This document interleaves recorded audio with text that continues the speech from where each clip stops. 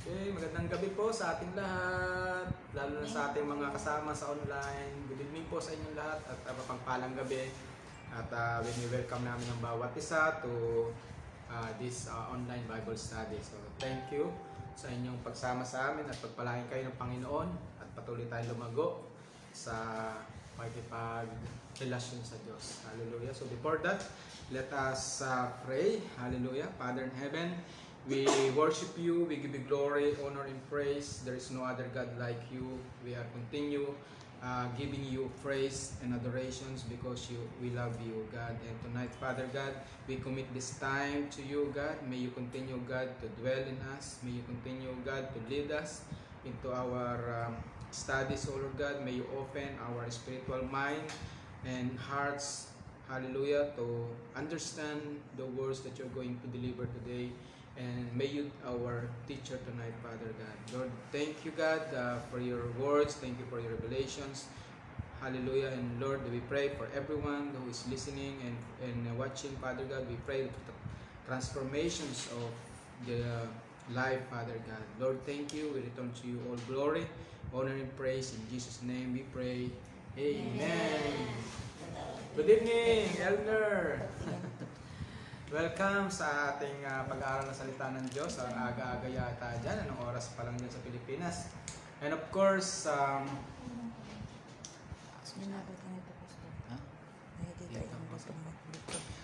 okay, last week po ang ating pinag-aralan, of course, names of God. Hallelujah. So kung natatandaan natin yung names of God, of course, sabi ng Panginoon, let us praise the name of the Lord, di ba? Sa Psalm 148, for His name alone is excellent, His glory above the earth and heaven. Psalm 148 verse 13. Ibig sabihin, yung pangalan ng Panginoon Diyos ay pinakamataas sa lahat at dapat natin siyang kumbaga parang ibigay yung papuri sa Kanya. Di ba pag pupuri tayo, we worship your holy name, di ba? Ganyan. Kaya ginagamit natin na merong pagpupuri tayo sa Kanyang pangalan pagkat yun ay iniutos ng Panginoon sa bawat mga mananampalataya sa Psalm 148 verse 13. At kung maalala din natin na sinasabi ng Panginoon na talagang ang pangalan talaga ng Panginoon ay napakabanal, di po ba? Napakabanal ng pangalan ng Panginoon. At di ba sinabi nga ng Matthew chapter 6 verse 9, sinasabi ng Matthew chapter 6 verse 9, ano po ba sinabi doon? Sabi niya, hallowed be your name. Di ba? Baga, ano ba yung sabihin hallow? Di ba? Banal. Di ba? Hallow. Holy sa ibang translation. So holy means to set apart or to be exalted.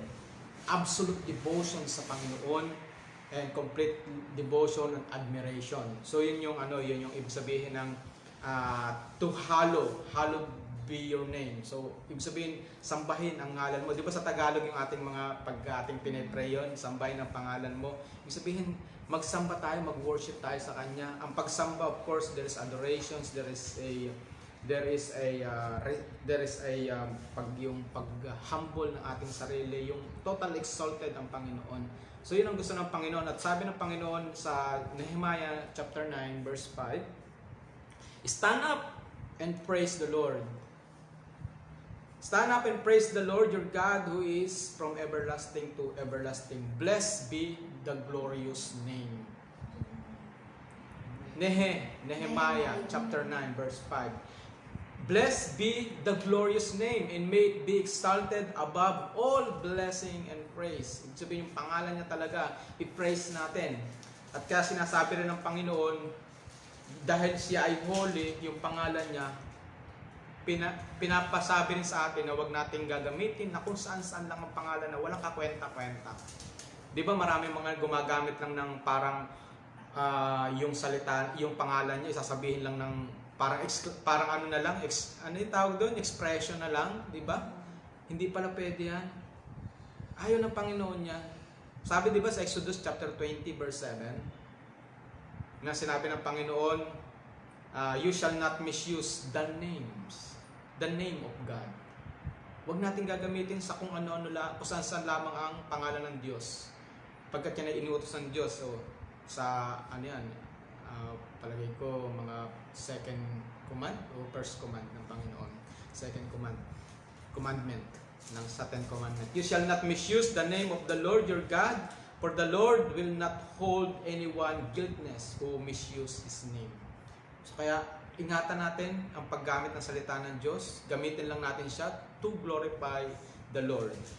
Kahit sa Leviticus chapter 22 verse 32, sabi niya, do not profane my holy name. Inutos ng Panginoon, wag na wag natin gagamitin sa kung paano lamang ang pangalan ng Panginoon. Good evening, Brother RD.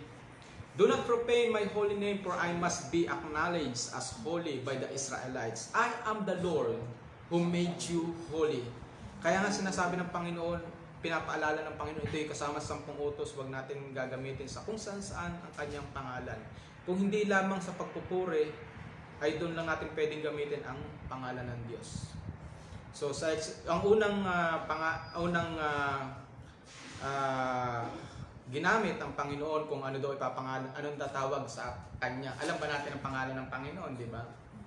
Sa atin, kadalasan gagamit natin, di ba, as Filipino, Lord God ay Panginoon Diyos. Kasi Panginoon Diyos, yung Panginoon Lord, di ba? Yung Diyos, God. Kaya yun ang translation natin. So sa iba, kaya pag tinatanong naman ng iba, sabihin, ano ba pangalan ng Diyos nyo? Sabihin niya, si Lord God. Kasi yung inutos ng Panginoon, ang pangalan ay Lord God na. Pero sa Hebrew, kung Hebrew naman ang pag-uusapan, alam natin yan. Si Yahweh, di ba? Yahweh, Adonai, and sino pa? Si El Shaddai. O, di ba? Yan yung mga pangalan ng Panginoon. Yung Jehovah. So, yan ang mga pangalan. Yung iba, pipilitin lang, isa lang ang papangalan, di ba? Kaya pag hindi mo alam ang pangalan ng Diyos mo, sabi ng iba, ay iwanan mo daw yung ano mo, yung inaaniban denomination kasi hindi mo alam ang pangalan niya. Yung tanong nila, Pastor, ba't ang daming pangalan ng Diyos natin? Ito may karakter nga po yung karakter po yung pangalan, yung bawat pangalan, di ba? Kaya nga no one can describe the Lord. Sobrang greatness niya. So, sobrang greatness ng Panginoon, hindi kayang mai-describe siya as one. Kaya ang ginagawaan siya, kung halimbawa siya ay healer, so meron siyang specific name sa kanya, doon, Jehovah, Rapha, o di ba? Pag sinabing ikay provider ang Panginoon, di ba? I-describe siya as provider. Hindi siya talaga kayang sa isang sabi nga, mauubos mo na ang ink at papel sa buong mundo. Hindi mo pa kayang i-describe ang Panginoon. We cannot describe our Lord. So sabi kay Moses said to God, suppose I go to Israelites. Sabi niya, anong sabihin ko? Sino nag-utos sa akin? Sino nagsugo sa akin? Sabi niya, ay di ang tawag mo sa akin, ay di, I am who I am. Tapos sabi niya, that is what you call me. Sabi niya, ganyan yun ang pangalan ko. So, in other words, ang I am who I am is also came from the word Yahweh. So, Yahweh in Hebrew words is God. Alam po natin yung God is plural word, di ba? So, originally, yun nga, si Yahweh ang kanyang pangalan. Actually, yung 4-letter words lang ang ginamit doon. Pero, nilagyan niya siya ng vowel. So, Yahweh is also known as Jehovah. Kaya huwag tayo malilito, meron siyang Jehovah. Ang Yahweh equivalent to Jehovah. Yahweh is equivalent also to Adonai. Yahweh also equivalent to I am. And also, ginagamit din sa Abba, di ba? Abba. So, yan din. So, isa yan ang mga pangalan na hindi natin pagkakalitohan. Pag sinabing, ba't ibang pangalan niya sa amin? Hindi, yan ang pag kailangan natin maintindihan ito eh. Kaya gusto ng Panginoon, makilala natin siya ng husay. So, Yahweh pronounced first time in the Genesis chapter 2, verse 4. So, yan po yung ating pinag-aralan last time.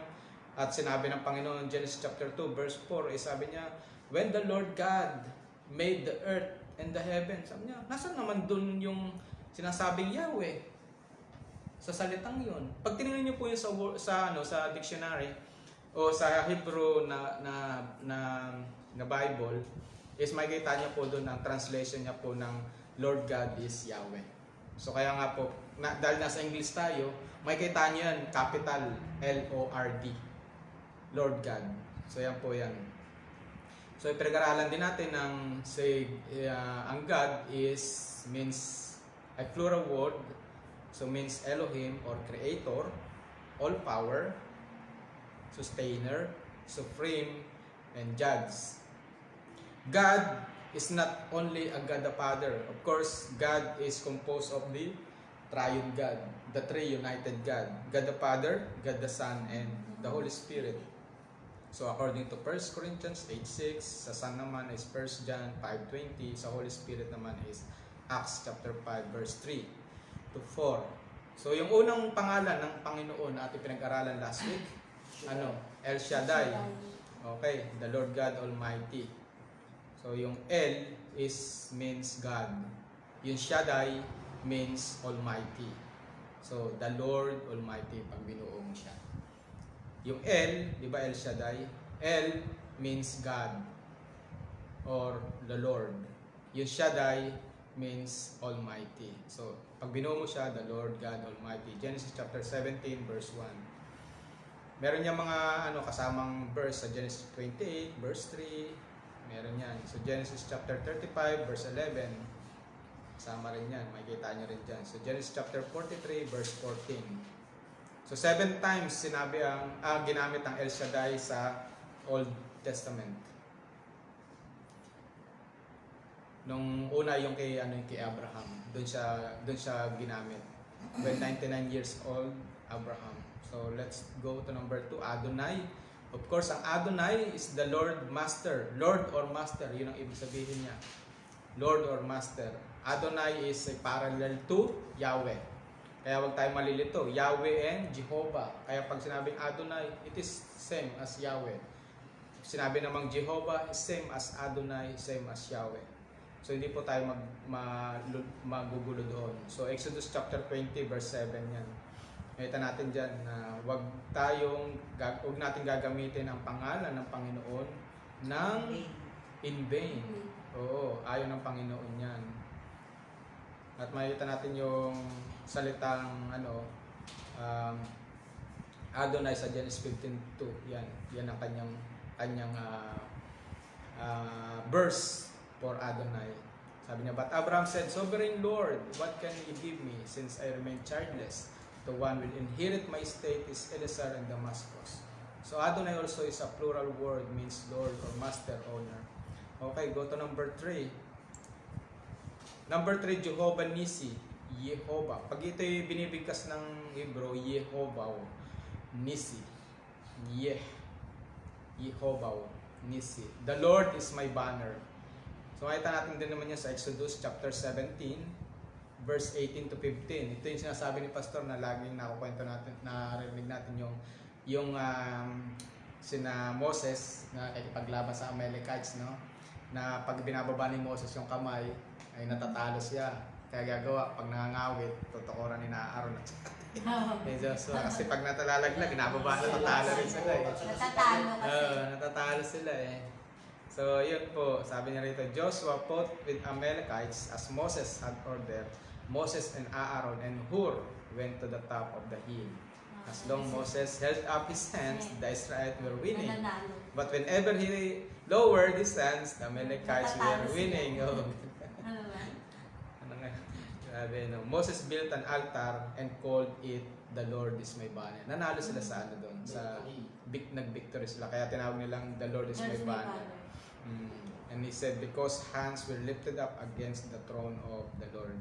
So yun po. So number 4 is Jehovah Ra, Jehovah Roy, or Jehovah Rowe, or Jehovah Rapha. The Lord, Jehovah Ra, mali pala, sorry. Jehovah Ra on Roy is the Lord is my shepherd. Ra pagka-pronounce it. Ra. Itong sabi niya, Jehovah Rawa. Jehovah Jireh. Jehovah Rawa. So yun po yung niya, Provider. may patlang siya eh. Jehovah Rawa. Jehovah is existing one. Haba means to be exist. So itong shepherd, Raro or Roy is means shepherd. The Lord is my shepherd, di ba? Psalm 23. So yan po yung number 4. Let's go to number 5. Jehovah Rapha, the Lord that heals. That's Exodus chapter 15 verse 26.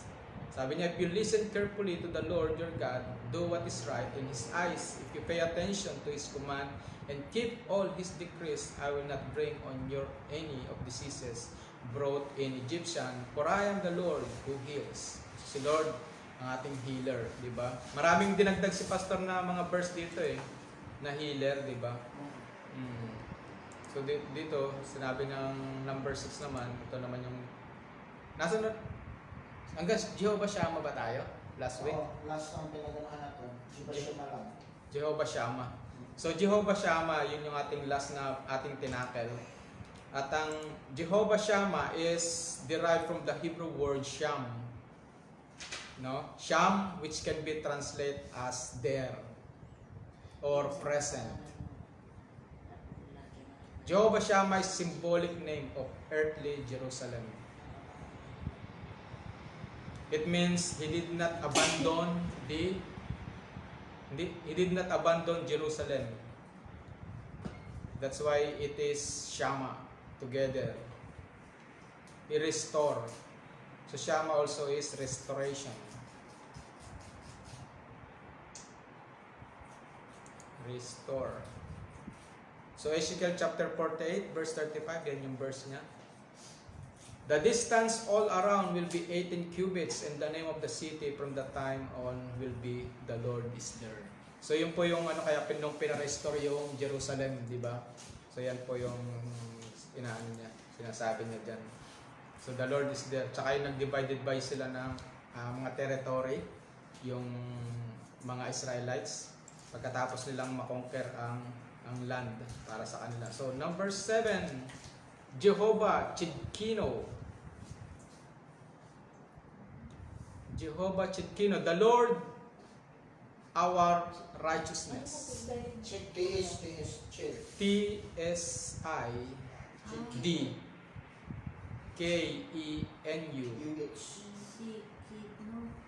Chidkino.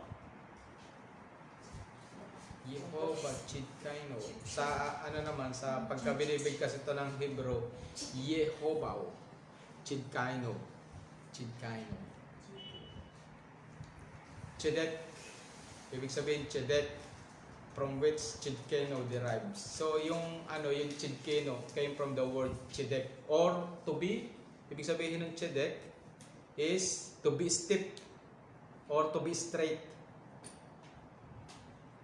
And Chedek is means stiff or to be straight or righteous in Hebrew. When the words combine, Jehovah Chidkino, it can be translated as the Lord who is righteous. Because it is for righteousness. Tungkol sa ang Panginoon ang nagbibigay sa atin ng righteousness, di ba? Saan ba natin makikita yun? Kung sa Romans, di ba? Ay, 1 Corinthians pala. The Lord is, He make us righteous through the words of the Lord. So, Chidkino, it can be translated as the Lord who is a righteous. Jeremiah 23 verse 6, yun yung kanyang verse. Jeremiah 23 verse 6. So, doon natin makikita yung the word na Jehovah Chidkino. Sabi niya rito, Jeremiah 23 verse 6, in His days, Judah will save and Israel will be live in safely. This is the name by which He will be called, the Lord our righteousness, Savior. Yun po yung pangalan ng Panginoon, yung sinabi ng Panginoon dyan. So Jehovah Chidkino means the Lord our righteousness.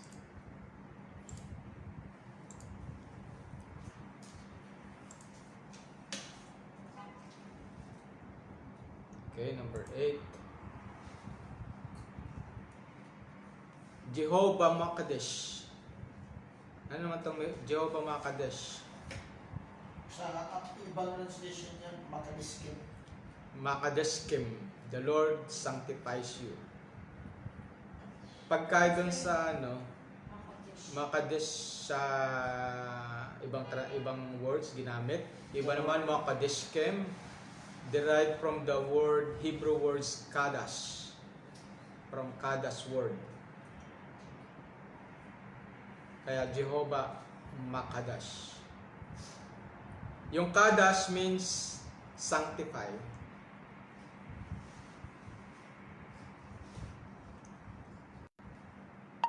Or holy. 'Di ba yung to sanctify, to be holy, gawin mong holy, 'di ba? Yung pag sinasanctify tayo ng banal na espiritu. Yun, sanctification. Holy, holy, yan ganyan. So, in other words, Kadash means sanctify or holy or dedicate.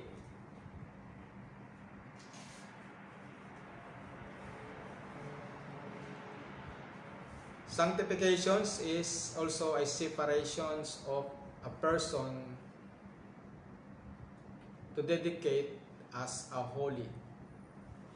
Sanctification. Parang separations. Kumbaga, you are set apart. Diba? Minsan may sinasabi tayong, nasabi ng Panginoon, you will be set apart. Diba? Yung parang, Yung ano, kay Paul. you are Diba set sabi apart. niya na, Set apart for me. Pinili Oo, siya. oo. Set apart For me. So, ibig sabihin yung word na set apart, yung It- talagang I- para yan sa oh, para yan sa ministry po. i-reserve mo yan. Diyan lang yan. Diyan Diba yan. pa? Yun, ganun. So, every now and then, kung gagamitin ka ng Panginoon, yun po, set apart, para sa iyo yan. Yan po ibig sabihin yan. So, Ikaw na. kaya nga, ang banal na espiritu yung siya nagsasanctify sa atin. Eh. Siya yung nagbibigay sa atin na maging holy. Kasi kung tayo lang, wala tayo eh. Hindi natin kaya eh. Kaya nga may pinipili ang Panginoon. Bago ka tawagin, talagang alam niya kung sino tayo eh, di ba? So hindi naman tayo kino-qualified lang ng Panginoon. Actually, hindi naman tayo qualified eh. Kaya nga pag sinabi ng ibang tao na Di ba may kanta yan? Ready to do your will. to do your will, purify my heart. Yun. Kaya nga pagka ang tao ang pipili sa atin, hindi tayo qualified kasi kailangan ng diploma. Pero pag sa Panginoon, walang diploma. Hindi na kailangan ng diploma. Wala na kailangan ng ano, hindi na kailangan yung mga curriculum vitae. Wala nang curriculum vitae, wala nang ano. Basta pag si Lord ang pumili, I will set apart you to the ministry. So, Ganun. set Yung word na set ibig apart sabihin daw ng po set with apart, blessing personality. ano po yan? Yung sanctification of your calling. Mm. Yan ang ibig sabihin yan. Mm. So, pag ginagamit ka na ng Panginoon, yun po, you are sanctified by your calling. Mm. Yun po yung ibig sabihin yan. Kaya nga si, ano po, si God, pag tatawagin ka ng Lord ng ministry, ibig sabihin yan, you are sanctified to that ministry. So, ibig Evil. sabihin na, yun na nga po yung sabi ni Pastor Carlo na pagka sa tao kasi, kailangan talaga ng diploma kasi nga, para na ikaw dyan talaga, ibig sabihin na able ka. Able ka. Pero pagka sa Panginoon, hindi kailangan ng diploma eh. Ang tanong ngayon, Your willingness. yung iba, ang iniisip ng iba na, ay kasi baka mahina yung understanding mo. Di ba? Ganun eh. Yung iba, discrimination ang mangyayari, baka mahina ang understanding mo. When the Holy Spirit leads you, kahit Nako. ikaw, hindi mo maintindihan yung sarili mo yung sinasabi mo eh. Kaya nga Diba? po. Kaya, huwag wag tayong manlait doon sa mga ginagamit ng Panginoon. Kasi hindi natin hawak yung Holy Spirit na naglilid doon sa tao na ginagamit ng Lord. Because God will sanctify every ministry and every respective ministry na nilalagyan natin. Yan. Diba? Ganun po yun eh.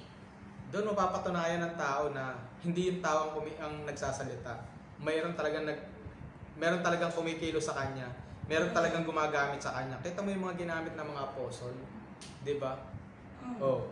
Pero Mga magagawa pa mga walang alam, mga wala namang pinag-aralan, 'di ba? Si Madge ang ano din eh.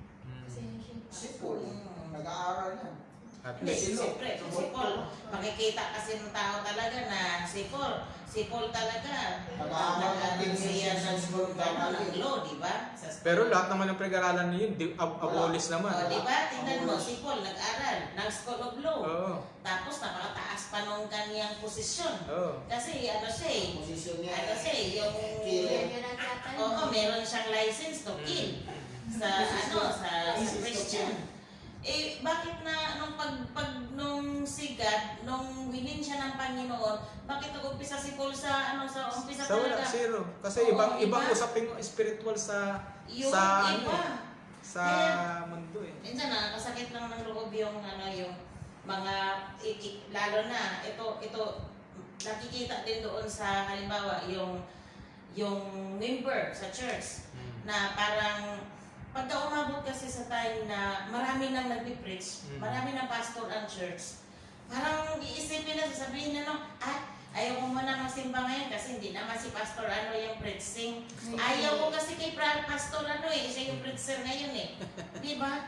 Hindi dapat ganun eh. Kasi sinangtipay ng Lord yung mag-preach na yan kahit hindi mo gusto.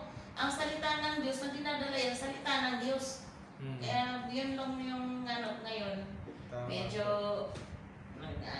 Kaya hindi tayo madidisappoint doon sa mga qualification ng tao. Kung hindi qualified ka sa kanila, walang problema dahil ang Panginoon na nag-qualified sa iyo. Actually, yung tinatawag natin na license po, yung mga holder or degree holder when we talk about theology, pang ano lang yun po, pang formalism na nakagaling ka ba ng Bible school. Kasi ang mga church kasi ngayon, pag i-assign ka kasi sa church, ang mangyayari, hahanapan ka ng certificate or license. Mayroon, totoo yan. Pero normal naman yan. actually, when God calls you, kung talagang mag-uuwi tayo sa Panginoon, hindi hinahanap ang certification mo. Ang hinahanap doon yung willingness mo. Willingness. Yung puso mo. Kasi ako, experience ko yan. Nasa Bible school na ako. Wala akong balak magpastor. Pero ang ginagawa ko, gawain ng pastor. Kaya nga, freshman pa lang ako sa Bible school, pastor ako. Pero hindi ko alam na yun pa pala. Eh paglabas ko, ayaw ko pa rin eh. Dami din naman pastor na nag-graduate ng pastor, hindi din naman nagamit. Hindi mo nagamit Diba? na. Kaya, depende sa yun eh. Depende sa heart mo. Alam niyo, Nag-upi ka. ako, kami, 200 kami lahat nag-aaral ng Bible school, freshman. Opo. Pero ang ginamit lang ng Panginoon sa ministry, 10 lang kami. Ngayon, hanggang ngayon, 10 lang kami. Tumuloy. Natumuloy. Nasaan yung iba? Wala. Nag-aaral. Ang iba, namatay. Nagsektoral. Nagsektoral. Ayun. Pero, wala.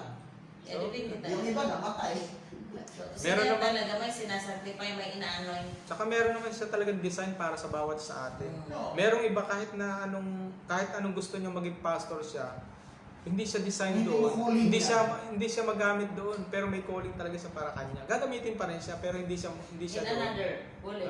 Another calling. Kaya minsan na kailangan alam din natin Know your office. kung ano talaga yung office natin, kung saan tayo. Parang ano lang yan kasi, pastor, kumbaga sa klase, may subject ka na doon ka magaling eh.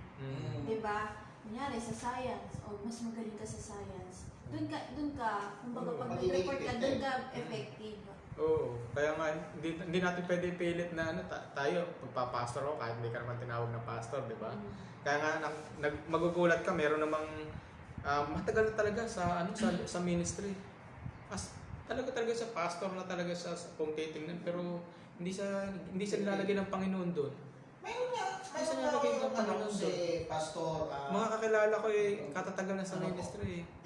Yung kasama namin na sa bundok na walang pinag-aralan niya. Pero bakit magiging epektibo siya sa pastoral? Oh. Yung tiyuhin niya. Mm. Kami lang ang walang nagtutraining yan. Wala mang certification yan. Eh bakit nagiging pastor sa Assemblies of God? Eh walang certification. Oh. Pero ano naman yan eh, basta naman sa Panginoon eh, alam niya, doon tayo may certificate, doon ang importante, di ba? Actually, yung certification lang po, yun po yung ano po, legalism lang. Legalism. Oo. Kasi kami po, talagang hinahanapan kami. Pero sa ano po, sa stand ni Pastor Carlo, ako ang may alam. Bakit po? Ako man ang magbibigay ng license sa kanya, hindi naman ang iba. Alam niyo po, napakahirap din yung bawa, ikaw, pastor ka, na basta ka na lang mag-anoint na isang tao. Ano po, napakalaki pong panagutan ng Yes. naglagay sa isang ano. Kasi po yan ay pananagutan ng isang pastor na nagbigay ng authorization. Kaya nga di ba sinasabi ng Biblia na do not put your hands, lay your hands to the, otherwise you will makikipag-share ka sa kanyang kasalanan. Yun ay kung hindi niya gagawin mabuti yung kanyang gawain. Ganun. So kaya nga mananagot dyan ay yung Ako siya. mismo. Siya mananagot dyan. Kaya nga, I know, Pastor. Alam ko. Mm. Kayong mga nalalagay sa ministry po, alam namin kung ano yung kapasidad. Kaya minsan pag tinuro ka, ibig sabihin, alam ng pastor na Able. ikaw ay able. Yan. Ikaw ay able. Kaya pag hindi ka naman tinuturo, ay hintay ka lang. Diba?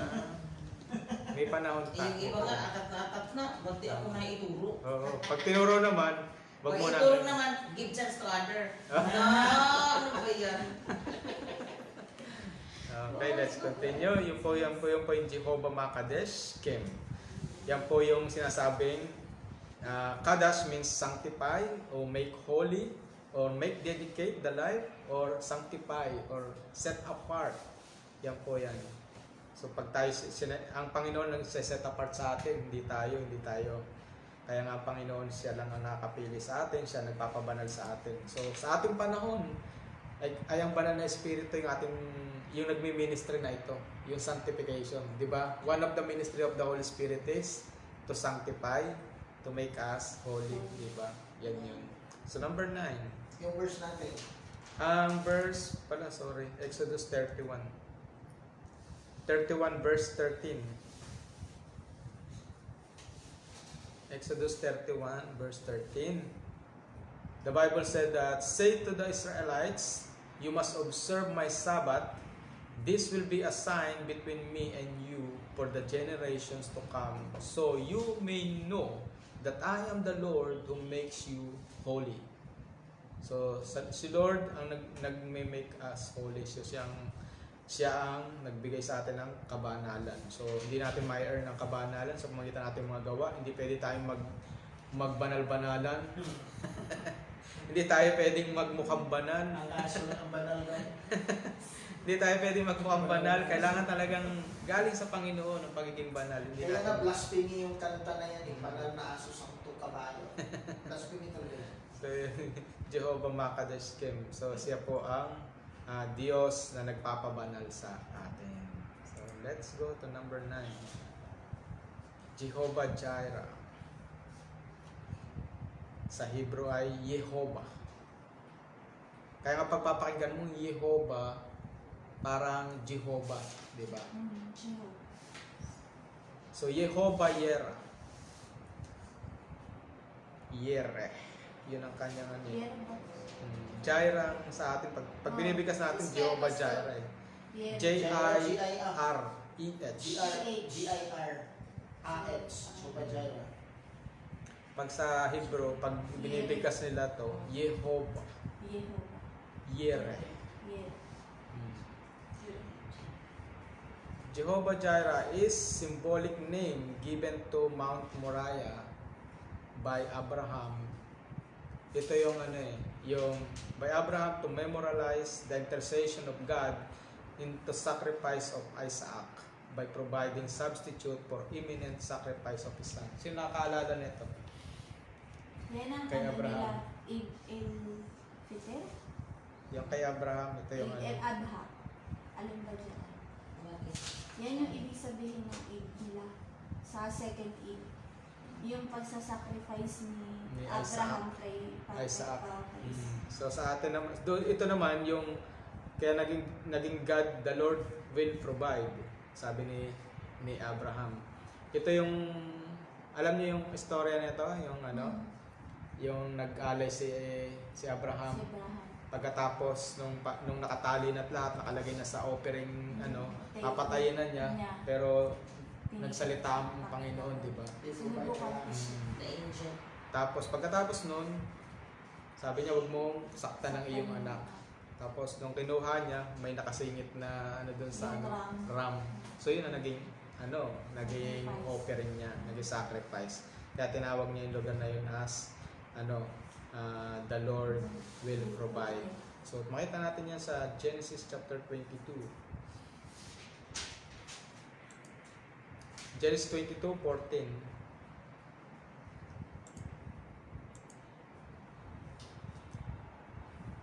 So Abraham called that place, the Lord will provide, and to this day it will said, on the mountain of the Lord, Lord, it will be provided. Oy, good evening, Nick. Kamusta dyan sa barko? Hindi ka na nagpaparamdam sa akin. So yun po, pinag-aaralan po natin yung mga names of God. So Jehovah Jireh. So yun po sa Genesis chapter 22 verse 14. Yan po yung sinabi ng Panginoon. Diyan po natin makikita yung Jehovah Jireh. So pag makikita natin sa Bible, walang salitang Jehovah Jireh, pero makikita natin dyan yung the Lord will provide. Pag nilagay natin sa Hebrew, yung po doon natin malalaman na Jehovah Jireh ang translation niya. Kaya yung iba magugulat, saan ba nakikita yung salitang ganun? Doon pala, pagkatapos mo nang i-translate as Hebrew. So yun po yun. So number 10. Hanggang 10 lang tayo. Jehovah Sabaoth. Sabaoth. Jehovah Sabaoth. Uy, meron pa pala Shalom, no? Hindi pa tayo nakasunod. 9. Ano ba siya? Shalom. Ang shalom kay peace na. Okay, Jehovah Sabaoth. Shalom. Sabaoth. Sabaoth. Ano yung pastor? S-A-B-A-O-T-H. Sabaoth. Sabaoth. Sabaoth o From Sabaoth. the word Saba. Saba. Sarap. Ito. The Lord of Hosts.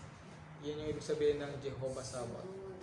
Sabaoth. The Lord of Hosts. Isaiah chapter 44 verse 6. Ano sinabi ng Panginoon doon? Thou say, the Lord, the King of Israel and His Redeemer, the Lord of Hosts, I am the first and I am the last. Beside me, there is no God. The Lord of Hosts. Ano ba yung host? Isaiah, pastor. Isaiah 44 verse 6. Ano ba yung host sa Tagalog? Presensya. Ano pa? Pag yung ikaw mag-host. Iba ito eh. Ito yung host na yung heavenly host, 'di ba? Ibig sabihin yung army niya. Di ba? Yung kalakihan niya, yung kanyang force.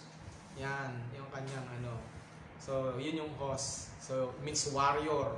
Heavenly host. Di ba may sinasabing heavenly host? Heavenly armies. Yan, sila yan. So, kaya nga, siya ang siya yung mga lulusob sa Armageddon pagdating ng panahon. So, the Lord of hosts. O, armies. Armies of God. So, Isaiah chapter 44 verse 6, yan ang sinasabi niya. The King of Israel and His Redeemer, the Lord of hosts. I am the first and the last. Besides me, there is no God. Amos chapter 4 verse 13. Amos 4:13. For behold, He who forms mountains and creates the wind and declares to man what are his thoughts. He who makes dawn into darkness and treads on the high place of the earth. The Lord God of hosts. Sabaoth is His name. So yun yung pangalan niya. Yun daw ang pangalan niya sa Amos chapter 4 verse 13. Nagpakilala siya na ang pangalan niya ay Jehovah Sabaoth. Sabaoth. Isaiah 31 verse 4.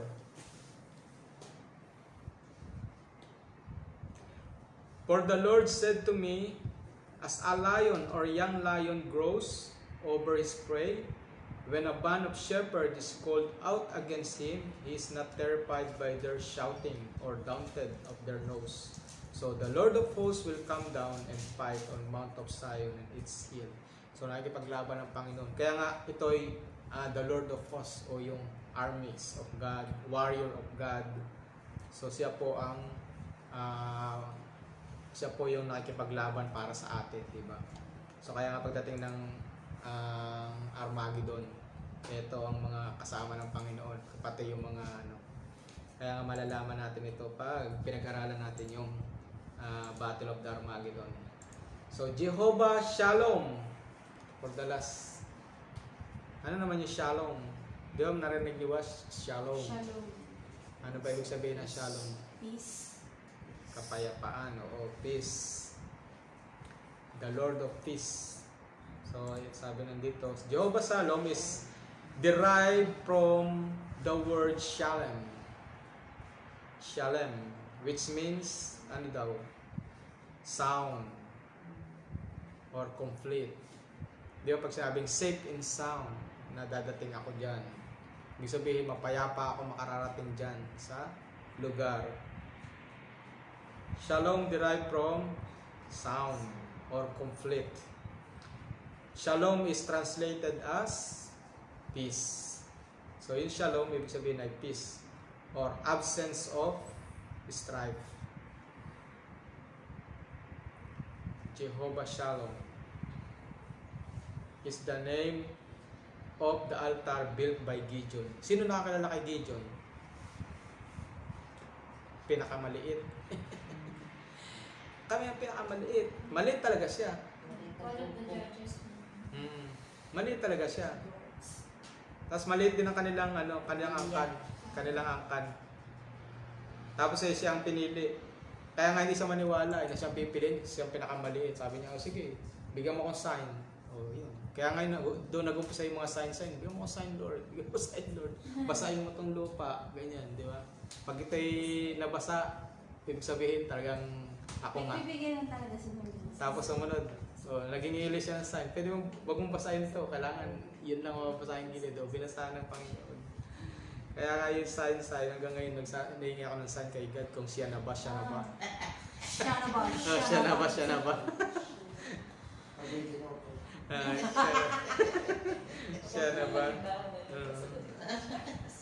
Nahingi ba kayo ng sign kay God? Kapag dumikit na yung star sa buwan. Klaro ang ganun. Siya na nga. So talagang hindi mangyayari. Kahit hindi kayo. So Jehovah Shalom is the Lord of Peace. Shalom means a sound or complete. In Judges chapter 6 verse 4.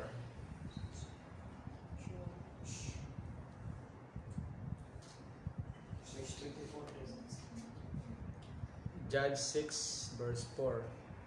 May 6:24. May and then 24 then. So Gideon built an altar to the Lord there and called it the Lord is Peace. To this day it stands in Ophrah of the Abiezrites. Si Ate Ruby. Good evening po, Ate Ruby. So Gideon built an altar to the Lord, there are called the Lord is Peace. So doon, namayapa ito yung inaaway kasi sila ng mga ng mga kanilang kalahi. Ano bang pangalan ng mga kalahi nila dyan? Naaway sila eh. Lagi silang nakatago lang sila sa kuweba eh. 'Di ba? Nabasa niyo ba 'to? Mga Amorites. Inaaway lagi sila, lahat ng mga magtatanim sila, sisirain. May hayop sila, kukunin. Ganyan sila.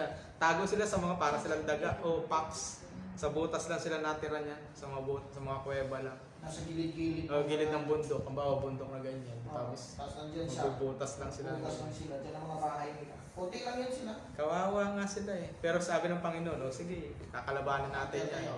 Di ba? Siyang tinawag. Sabi niya, ba't ako? Late ko eh. Parang sa Turkey, yung bahay nila, bundok. Bundok. O, tas yung Mm. Pero, Sa Turkey. pero magaganda naman yung Parang Di, Moses mga pa. ano na yun. Hmm. Ano daw Parang- yun, na-preserve yun eh. preserve. Parang Moses pa. Ba't ako? Nga ako eh. Nga. Ba't ako eh? Wala akong grado eh. Ba't ako? Nandito ako sa bundok eh. Ayan. Huwag ka na magsalita. Ikaw tinawag ko, di ba? Bulol si Moses. Mm. Ba't ako? Ba't ako? Puro Kaya batak ko walang eh. batak ko. Kaya walang batak ko ha. Kaya mo. So ito yung mga pangalan ng Panginoon na kailangan natin ay maingat tayong gagamitin itong mga pangalan ng Panginoon. Pagkat ang pangalan ng Panginoon ay banal. Kaya nga pag tayo nag-worship sa Panginoon, gamitin lang natin ito to worship Him, di ba? Pero sa mga walang kabuluhang pag-uusap, walang kabuluhang salita, yung sa amin, katrabaho namin, maya't maya, talagang minamak niya ang Panginoon. No? Oo, sabi niya, Masakit na. anong magagawa ni Jesus sa Ayun. Sakit. sa ganyan-ganyan. Oh, talagang ano. Kasi nga, pero ano siya, Christian naman siya. Hindi Christian yan. Hindi nga siya Masabi lang Christian. na Christian. Hindi niya talaga alam. Hindi niya alam. Inano ko na yun, sabi ko sa kanya, tuturuan ko siya. Hindi niya tinanggap eh. Hindi Sabi niya ko, pinitake. oo. Ah. Sabi ko, ready akong, willing akong magturo sa inyo. Pero hindi, para bang tinitis niya pa ako na gaano ba magagawa ni Kristo, ano ba magagawa ng ano. Ay, Ganyan. ano May gagawin ng Panginoon sa pastor. Grabe. Pagka yung maririnig mo talaga siya. May ano pa yan, pastor. May subject. Do not miss you. Di ba? Pag titingnan natin yung salita ng Panginoon, titingnan yung salita ng Panginoon, sinabi sa Exodus 20 verse 7, ano ba sinabi niya doon? You shall not misuse the name of the Lord in vain, di ba? Huwag natin gagamitin sa walang kabuluhan. Kahit nga yung pangalan ng Panginoong Jesus, di ba? Hindi pwede natin gamitin yun sa kung saan lang. Susunod, pag-aaralan natin kung paano yung sa New Testament naman mga pangalan. At anong connection nito, yung sa I am, at saka sa Panginoong Jesus. Di ba maraming ginamit ang Panginoong Jesus as I am. I am. Dito pa lang ginamit na ng Panginoon. Sino ka ba? Sabi niya, I am who I am. Pagdating mo kay Jesus, lahat sinasabi niya, I am God. Di ba? So kaya nga dito makikita natin na talaga ang Panginoon ay isa. Si Jesus, ang banal na Espiritu, at ang Diyos Ama. So kaya yan lang po. Gusto lang ng Panginoon ay magpakilala sa atin. Yung paggalang natin, pagrespeto natin sa kanyang pangalan is napakahuli po, sagrado yung kanyang pangalan.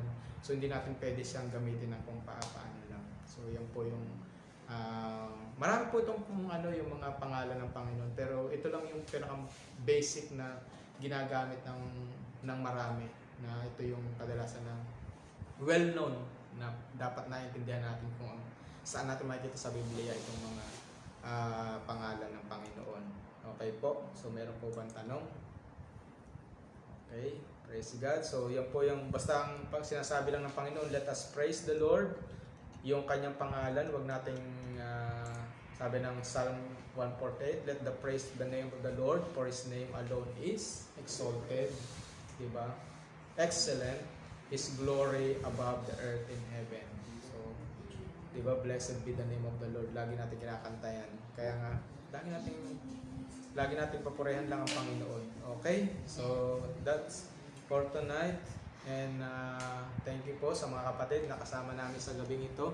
Patuloy po kayong lumago sa pag-aaral ng salita ng Diyos, at ito po ay hindi sa mga religion, kundi ito po ay para sa lahat. Wala po tayong pinipili na makikinig at matututo sa salita ng Diyos. Okay po. So bago po tayo magsara ay hinggan natin ng prayer si Pastor Don for closing.